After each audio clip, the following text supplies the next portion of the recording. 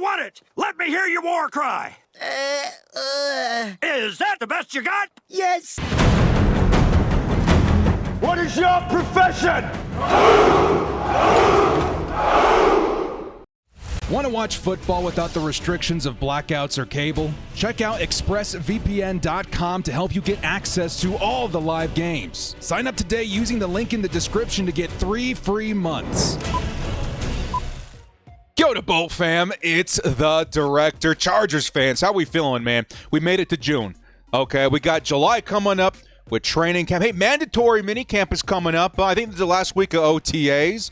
Then preseason will be rolling around the corner just before you know it. I know, I'm itching to get to kickoff as well. But you know what? I've said this before in another video, and I'm going to say it again, man. Enjoy it, right? Soak it in. This is going to be one of the more unique experiences that we've ever had in the offseason. Jim freaking Harbaugh is our head coach, dude. And he's in here building something. Something I don't know if we've seen in a very long time. This culture shift that we're watching, transform right before our very eyes on this team, it's very obvious to me. Probably one of the bigger talking points of today's video, the culture, the culture, the culture. Yes, we got a lot of stories about stuff happening in OTAs, players that are standing out. We got a new player in Alex Leatherwood to go over as well. But this culture shift is something, man.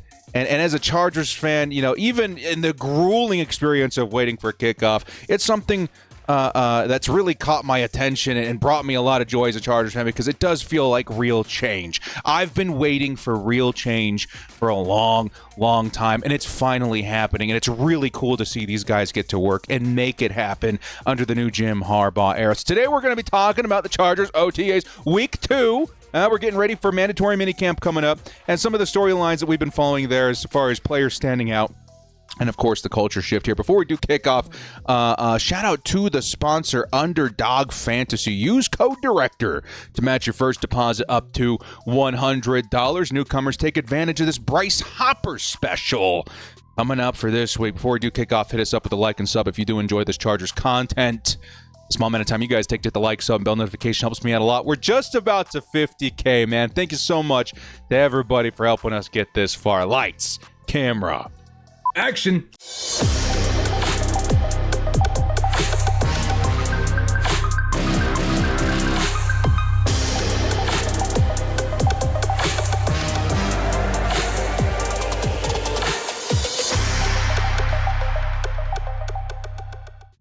What are we going to call this one? OTAs Week 2. Herbert's weapons are emerging. Something like that could be fun. Lots to go over in this week's riveting tales of Chargers OTAs and what the team is starting to look like in terms of how they're going to be building from now on. I think that's one big aspect of this team that has also changed behind the scenes that maybe isn't getting quite as much attention. The team building is going to be a lot different. It's already pretty evident to how different that is from the previous regime with Tom Telesco, right? Tom Telesco, Coupon Tom, we called him, like getting deals and players a lot. Didn't really swing for the fences until the last couple of years of his career with the Chargers. And we kind of got used to the way things were, right? As Chargers fans, nothing too splashy, nothing too crazy. Just kind of grinding year in and year out, right? It's changing a little bit. One of the things I wanted to start this video off with was the signing of Alex Leatherwood and Joe Ortiz's, plan going forward. Because honestly, when I first saw this news drop, if you guys didn't know, Alex Leatherwood, we all know, former first-round pick of the Vegas Raiders, I think at the time Oakland Raiders, has been largely a disappointment, right? Largely a bust since being drafted so many years ago. He's moved around the league. My first impression of this move was, it felt kind of dumb. I'm not going to lie. Some of these moves, dude, like at first with the Chargers, I have to sit back and be like, you're the director. You're the hype guy, okay? Just sit up, smile, get people pumped. But I'll be honest with you guys, some of the moves, I sit back and I'm like, wow, what are we doing? You know what I mean? We kind of know what this player is. There's been enough, of a sample size of his time in the NFL so far. He hasn't popped. He probably won't pop, and that's kind of where it is. However, I think that as a fan, and I'm guilty of this, I think there's other people guilty. I'll take accountability for myself here, okay? I don't know if as a fan I'm used to signings like this. We didn't see signings like this very often in the Tom Telesco era. When we brought in somebody as a depth option, It was usually a no-name, right? It was usually a guy like, oh, who's this? Got to look him up. What was his PFF score the last 2 or 3 years? Where was he drafted? Undrafted? Okay. Largely unknown talent. Then the dice rolled on was what we got used to in the Tom Telesco era. As a fan, we're not used to this kind of approach to depth because that's what this is. Alex Leatherwood is not going to be a starting tackle for the Los Angeles Chargers. Heck, he's probably not going to be a starting guard for the Los Angeles Chargers. But you know what he is? He's a kick-the-tires kind of signing. This is a former first-round pick. We got Jim Harbaugh, on our staff, who's largely considered the offensive line whisperer. Why not throw a dart out there, right? Let's see what he's got. Let's see if Harbaugh can unlock some potential here. And hey, it doesn't work out. It doesn't work out. Low commitment, cheap, contract, that wouldn't really cost the team a whole lot of money or cap or pretty much any effort. We're just seeing if there's anything in there with Alex Leatherwood. And I kind of like that. I kind of really do. Because in the end, Alex Leatherwood to me is more of a depth signing. He's going to be competing, in my opinion, as a depth guard option for the Chargers. Hey, he could make the roster, right? Maybe things line up in a way where Alex Leatherwood is like the guy, the new swing guard for the Chargers, even though we got Trey Pipkins in there looking for work at guard, and we got Sawyer in there looking for work at guard. It tells me that the Chargers are taking these things real seriously in terms of depth, and we are seeing names brought in that we recognize, and maybe first impressions are, why are we making this move? We know who he is. He didn't work out. It's not about bringing in a guy to compete at tackle. Absolutely not. Even a guy to bring it in to compete at starting guard. It just feels like a solid move for depth. And again, if it doesn't work out, it doesn't work out. No sweat off our back. Alex Leatherwood, I'm starting to get it. And I think the biggest thing that drove this home for me was considering what I'm going to call the new Ortiz, right? The new Horizon Ortiz. This is the new way. This is the new strategy. This is the new, method in which we're going to build the team. It's fresh. It's different. It's not what we've grown accustomed to in the Telesco era. And we'll probably see more of this before kickoff. This is kind of why I wanted to push this narrative in today's video. Ortiz is probably going to do this a few more times. And if one of them, he's throwing a bunch of eggs at a wall. And if one of them sticks or whatever, I don't know what the expression is, but if one of these take a risk guys land, he's going to look like a genius. And everyone else, they don't even have to make the roster. But if we can get one guy to fit, it doesn't look too bad. You know what's beautiful about this too is it doesn't count against the comp pick formula. If a player is cut from a team and the Chargers adopt them, they bring them under the little wing. What's that movie? Is it Joe Taylor? Like, this is my wing and this is you right here under it, safe. If he can do that with one player and find that hidden potential, it's going to be a tremendous value to this team. And I kind of do like that approach. I kind of do. And we're going to maybe see, again, like I said, a couple more of these chances taken. June 1st is here. This video is being recorded on June 1st, which means the likeliness of players getting cut with a post-June 1st designation is pretty likely. We're going to see some other teams let go of some talent that maybe Joe Ortiz wants to take a shot on. I wouldn't be shocked to see some major cuts as soon as like today. And the Chargers look like a team that are going to start challenging cheap free agents to create their depth, which is awesome. Is that all kind of coming out? Am I tying it into a nice ribbon now? We are signing cheap free agents to create depth. These aren't starters for a lot of the times, right? Some of them are, right? Some of them are competing to be, but it feels like the depth moves are going to be a little bit different. And it, honestly, to me, kind of feels like a load of former first rounders getting their second shot. The Chargers, Los Angeles Chargers / Michigan Wolverines / Ravens / Last Chance U a little bit, right? You guys seen that show, Last Chance U? A lot of first rounders who maybe didn't work out in the league, maybe some busts. A lot of them mainly due to injury, et cetera, getting their second shot with the Chargers, and we just need one or two of them to land. And I think there's a good shot of one or two of them landing. Former first rounders. Wait, wasn't Fulton a first rounder? Christian Fulton? Hayden Hurst was a first rounder with the Ravens. Alex Leatherwood was a first rounder. We're seeing a lot of these guys. And it feels like to me the Chargers are also betting on themselves. They know they're a good coaching team, right? They know Jim Harbaugh is going to unlock some stuff in some certain positions.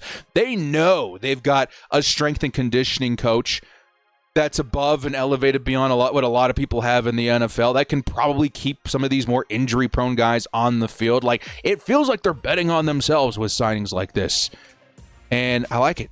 Again, worst case, they're cut, and the money is minor. This is a cool way to go about it, man. It's a way that a lot of us make teams on Madden, but it's done in a much more intelligent way because we're still going to have the comp picks in the end, and you don't need to keep these guys on the roster, right? You really don't. Let's go ahead and segue into our next segment here, and this is probably the biggest one that if I were to take one topic and say, hey, this is what I consider OTAs for the Chargers this season, right? This is the biggest talking point. This is the big thing I want you guys to take away from the Bolts is the culture shift, right? Harbaugh, Ben Herbert, Jesse Minter, hell, Greg Roman was out there hyping guys up. This is just the new Chargers way. The new Chargers way. Starting with Ben Herbert, right? We just talked about him. Chargers taking chances on a good example being J.K. Dobbins, who is an awesome player. When the dude was healthy, the dude was among the best running backs in the NFL. He just sucked at staying on the field. Dude was getting hurt every other week. Well, Ben Herbert is going to be a tool that helps you keep that talent on the field. And he's already showing his influence throughout the locker room. My, oh my, the guys are looking more fit and intimidating every single day, which is kind of nuts, right? You guys watch the Chargers channel, right? You see some of the interviews of some of the players. You see them coming out and, in minicamp, rookie minicamp, interviews, whatever. You get to see these guys and their progression over time, just how they look physically, right? Guys that are standing out to me, Zion Johnson looks friggin' huge compared to last season. Junior Colson looks different over the last couple of weeks, right? These guys are looking fit. They're looking cut. They're looking ready to play a lot sooner than we were kind of used to, right? And they're looking to be in a way that reflects Ben Herbert's methods and effort, which is nice. And his culture influence is very obvious too, because I think, strength of the body, important, right? Strength of the mind is crucial. And it feels like the way that this coaching staff is conditioning their players is of the utmost championship mentality, right? This feels like championship boot camp, right? I love the first photo that we picked out for this video. It just feels like we ain't messing around. We're playing, by the book here. This is the Jim Harbaugh written law that's worked, in location after location and program after program and team after team after team. We are playing it by the book. Tuck in your shirt. Turn off the music. Focus in. And it's working. And I love it. I absolutely love it. The new culture is so obvious when you see these guys go out and practice, even out in OTAs. Even the coaches are fired up too, man. These guys are running out of the tunnel or whatever, running out of onto the field. Rah, Harbaugh and his coaches are leading by example. We've seen photos of this man on the ropes, right, doing the workouts. Of course, he's not doing them to the intensity of the players. But if you see your freaking, 50-year-old coach out there putting in the work, and you're a young stud, 21-year-old, football player, you're going to go out there and work your butt off too, man. That's leading by example, and I love that. That's the way I respond to motivation. I don't know about you guys. Like, I love seeing, the person in charge, getting their hands dirty, getting in the dirt and working alongside you. It makes me feel valued, right, and understood, and that's something that I think the Chargers players are starting to grip here. This is a former player in the NFL. This is someone who's quarterbacked for a long time. He gets the perspective of the team in a way not a lot of other coaches do, and it feels like it's really gelling on the roster in the locker room. It's nice.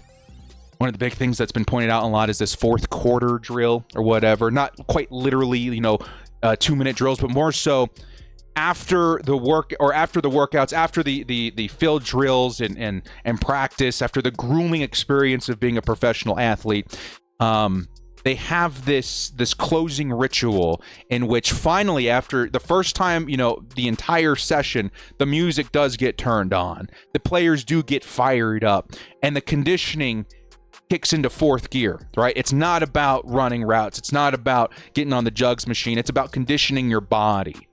Right. And it's something that is unique to the Chargers this season.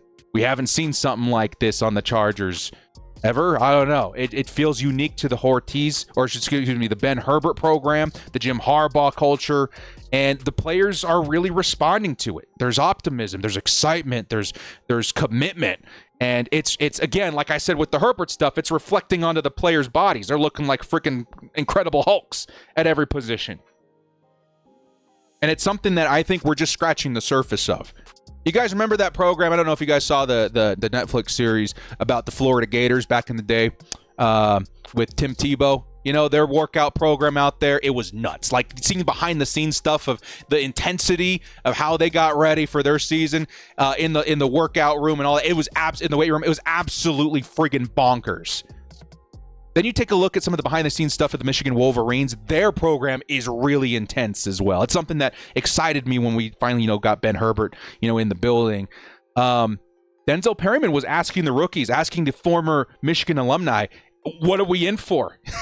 What's going to happen? It's a very intimidating program. It really is, but it's got results everywhere it's gone. So the culture's here, man. I know we spent the first half of this video talking about the culture, but it's such an important aspect to the Chargers, to this team, to this build, and it's probably firmly in my foresight and in my on my radar as the biggest point of OTAs right now, building the culture, and it's working.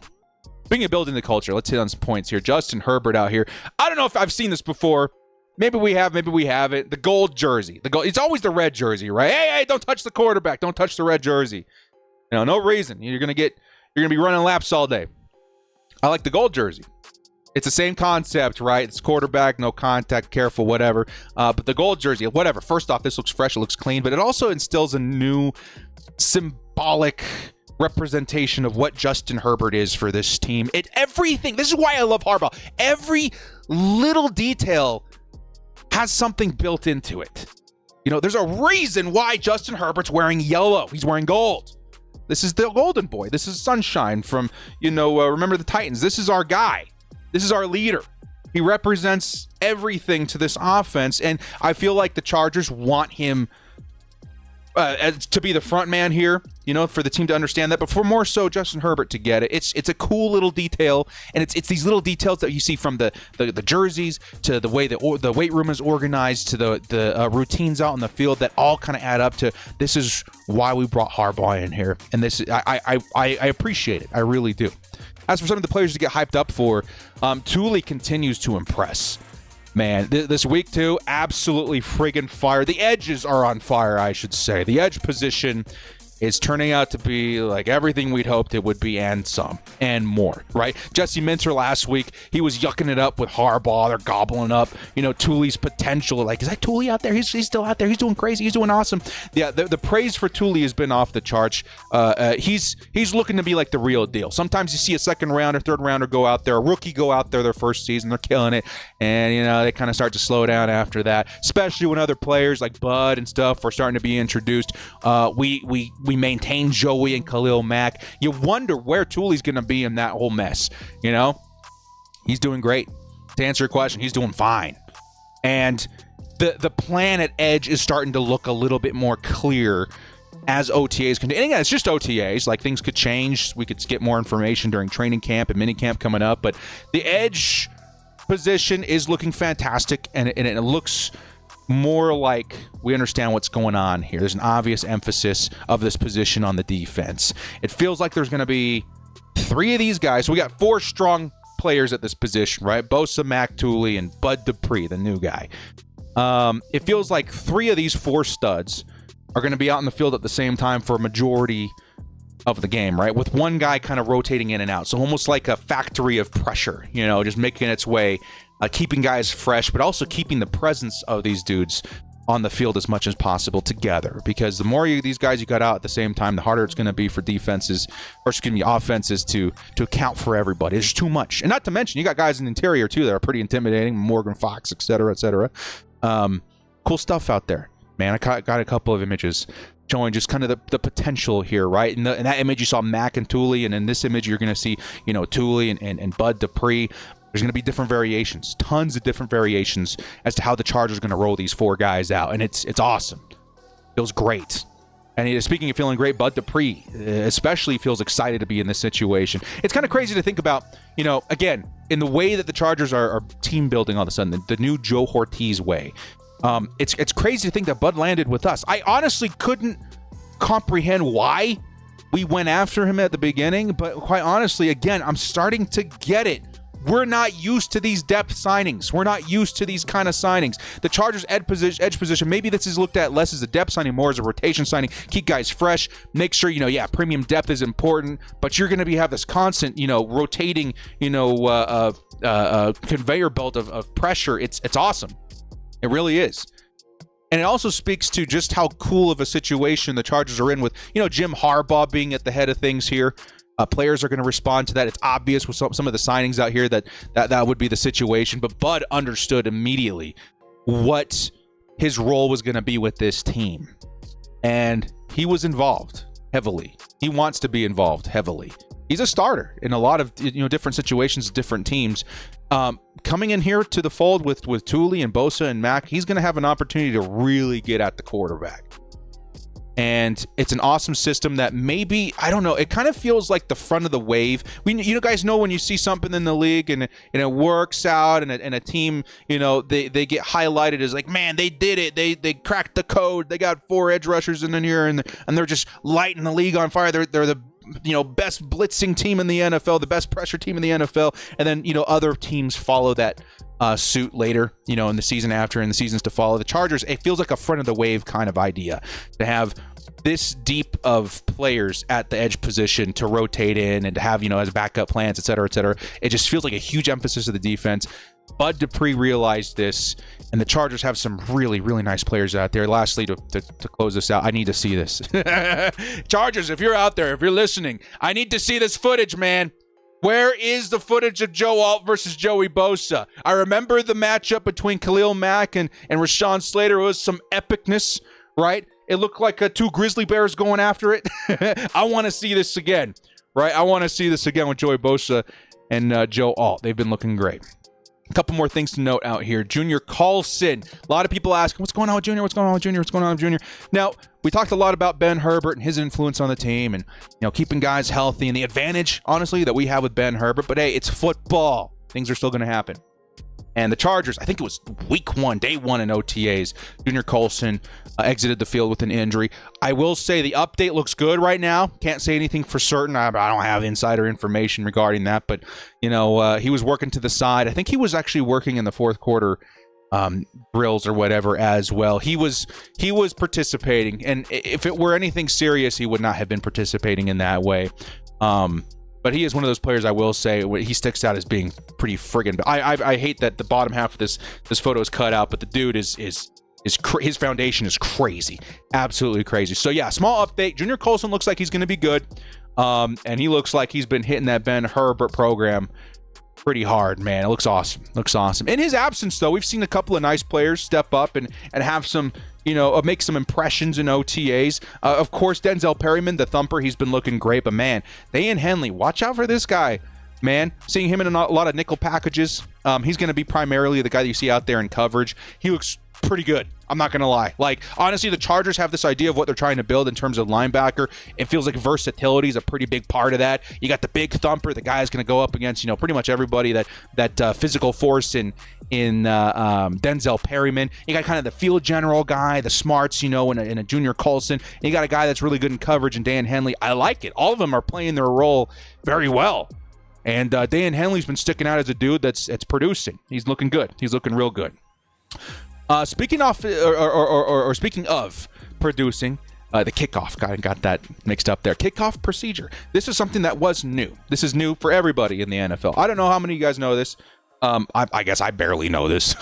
The NFL is implementing a new kickoff procedure, right? A new kickoff, rule or whatever. It's going to look a lot different this year. Go take a look. Was it the USFL that was trying this out first? I don't remember which league it was, but it was a minor league that started doing this. The NFL is going to be adopting it this year. Gone are the days of guys sprinting 60 yards down the field and clobbering your returner with, premium chance of concussions and all that jazz.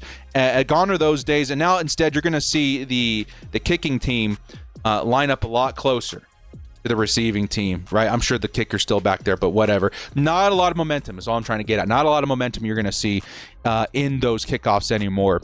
And it's going to give the returners a nice opportunity to pop off for some pretty big yards if you got the right talent back there. I wouldn't be shocked if we saw some Lightning Lad out there in kickoff, right? He's got some nice acceleration. We got a great guy already, though, in Darius Davis. He's going to be just fine. But just something to point out, the Chargers are doing their due diligence there. Teams around the league are getting crazy in terms of their new strategy for this. I know I saw the Chiefs talking about one of their safeties kicking off in that situation because of how much more you're going to be leaning on your kicker to tackle in this new style, in this new system. So it's interesting to see the Chargers, the way that they're tackling it, but need to see a little bit more in terms of their strategy. Speaking of bad lad out here, man. Okay, so he worked to the side, I think, the last time the Chargers were out there, but he continued this week just popping off, making big plays, right? He was absolutely flying. Again, I've mentioned this before. A lot of Chargers fans, they compare him to Lance Allworth a little bit because of that leap. Lance Allworth, very famous for that jump.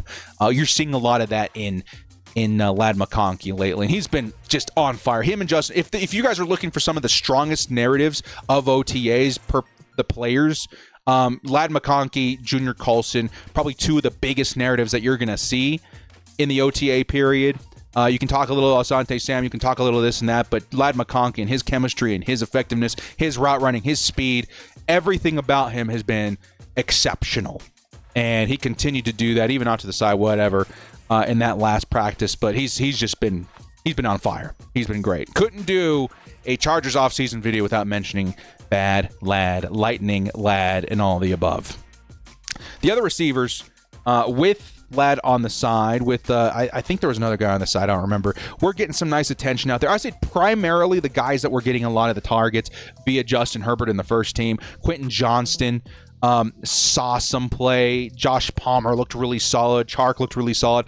And yes, Brendan Rice saw some nice opportunity out there. And he looked good. He looked real good. Again, I'm not going to say, the dude's lock in for wide receiver 3, nothing like that. But man, he's sticking out in terms of the depth guys. He is. And I think a lot of Chargers fans are very excited to hear that. They want to see more Brendan Rice, and I think he's starting to earn himself, some attention from the coaching staff. As for the other guys, Quentin Johnston, this is going to be a touchy subject for the entirety of the offseason, because if you guys remember, Quentin Johnston last offseason, he looked fantastic, right? We were a bit shocked to see a little of the results on game day with QJ, but he was a big deal last offseason. This year, it feels like now that we know what he is, we're looking for those weaknesses to be addressed every time he steps on the field. And I will say that he's steadily looking improved, I guess, but his shortcomings are still springing up, right? Catching with his body, having a hard time getting the hands involved, drops here and there. But I will say, to help balance that out, the Chargers really are using him more appropriately. He is being looked at on slant underneath routes, getting open in space and creating extra yards after the catch.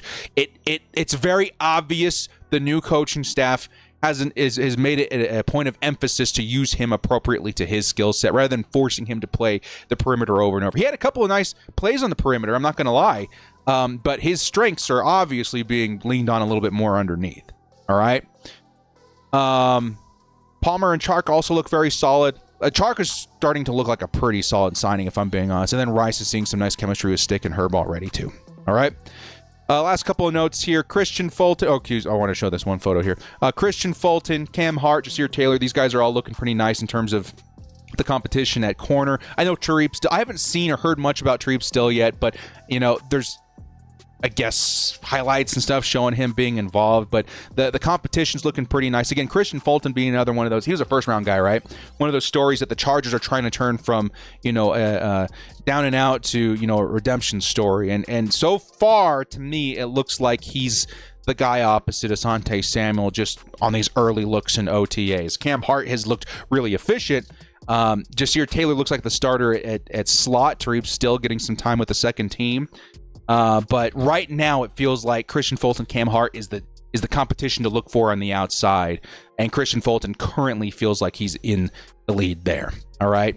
Darius Davis is getting involved a little bit more in terms of his contributions on offense. Sure that we see him a lot on special teams, but Justin Herbert's hit him for some nice passes. I think one was or maybe even a couple of them at this point. A couple of H-bombs, we like to call them, touchdowns, very long touchdowns, very nice passes. The speed is definitely on display with Darius Davis, and also getting him involved a little bit more in terms of some of these trick plays, bubble screens, et cetera, would be nice to see.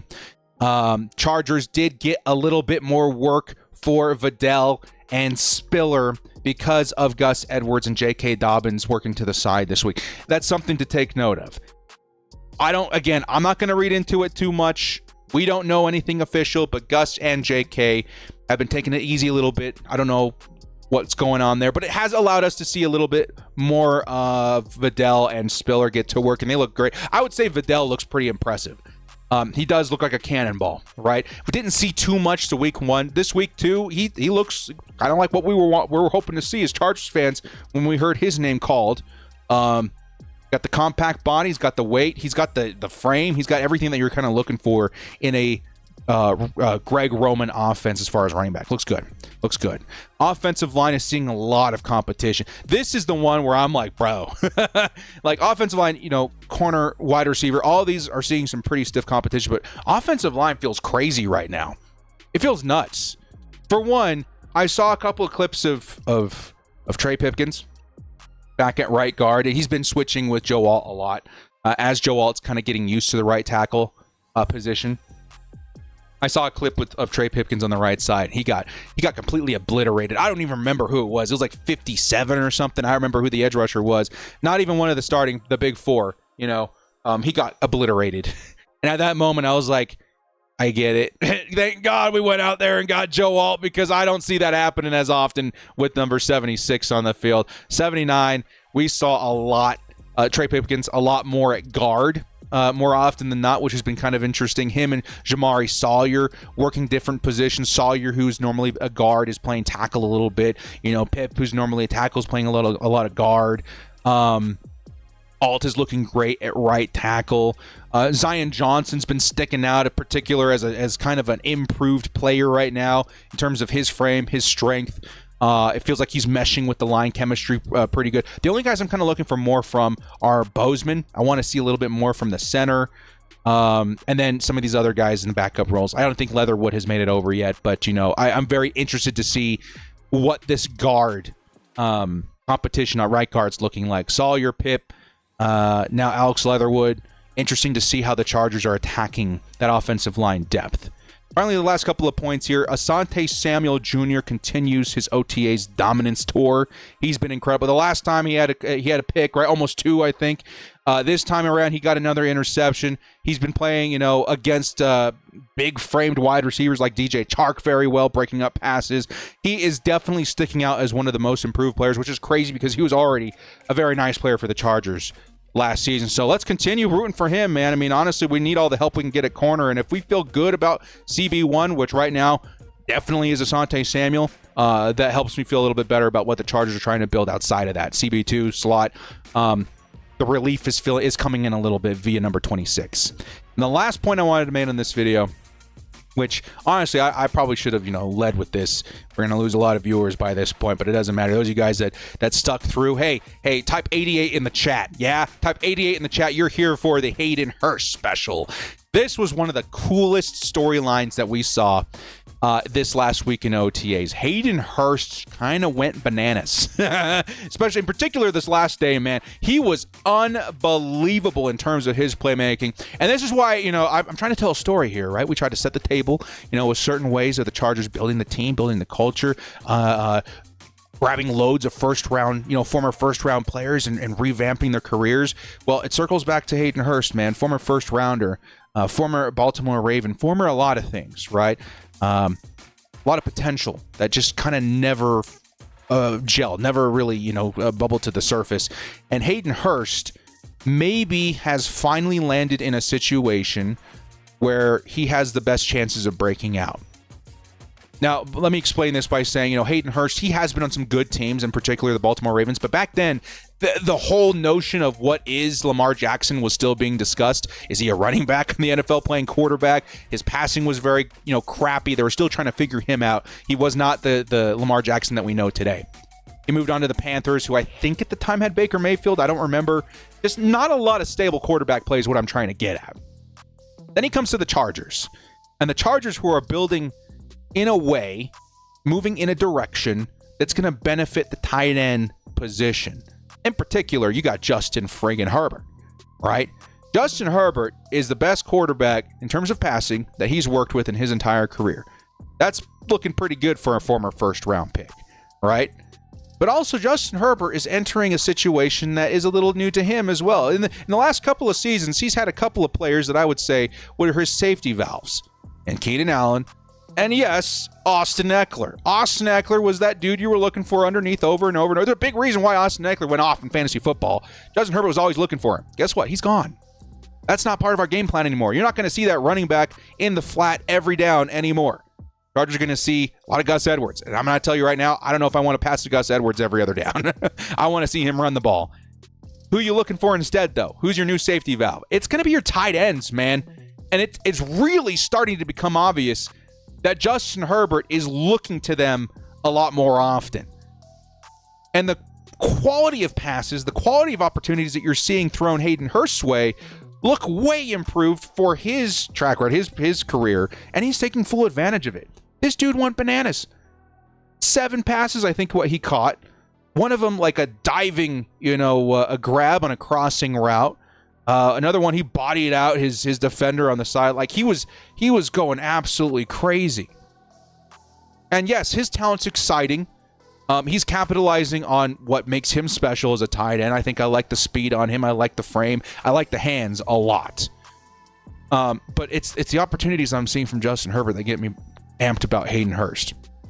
I was real worried about this position. I'm not going to lie to you guys. Like I talked about, in our signing with Alex Leatherwood and Christian Fulton, just a little bit of head scratching. Like, what? I don't know. Out of all those guys, the former first-round picks that we're talking about, we hope that one lands, one sticks, right? It feels like right now, the player with the best chance to do that is Hayden Hurst. He's looked incredible.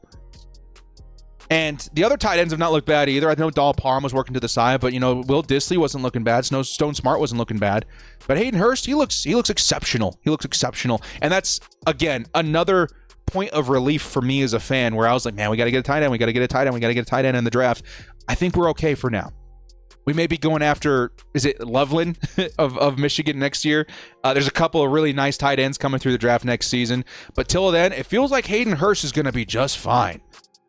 And he proved that, and again, it's just OTAs, but my goodness, is Justin Herbert looking for him more often? I think it's because we don't got Eck out there anymore. We don't got a Slayer out there anymore. Your tight ends are going to become that much more valuable, and if they can capitalize on that, then we're in a good situation. Hayden Hurst could be a very sneaky fantasy football player in 2024 for you guys out there that participate. Well, guys, that's going to do it for OTAs. Wrapping things up for this week. Very fun week to be a Chargers fan. And honestly, again, the emphasis of this video heavily pointed to and gravitating towards the culture. The culture, the culture, the culture. It's working. It's becoming more and more evident. As a fan, I see the change. You look back at interviews from the end of last season, beginning of even last season's off season, to now, it's way different. The vibe is different. The work ethic is different. The results are different. Just in like the obvious on the surface, looking at the guys, physique, their bodies, it's different. The work is being put in, and the results are following suit. It's awesome. It's exciting. That's one of the biggest things I want you guys to track this year. Chargers culture rebuild. It's working. Kind of makes me sad we don't have an all-in right now. We don't have like a behind-the-scenes thing. But honestly, just get to work, boys. Get to work. Get to work. You guys are doing great. Harbaugh, team, players, coaches, staff members, y'all are doing great. You're doing awesome. Whatever you're doing is working. I'm just here in the popcorn in the corner, eating it up and watching, all this magical transformation happen before my eyes. It's awesome. It's awesome. Well, guys, thank you so much for joining me. This has been The Director. If you like what you saw here, hit us up with a like and sub on your way out. We'll see you next time. And as always, bolt up, stay frosty, and have a day, Hayden Hurst. Have a day.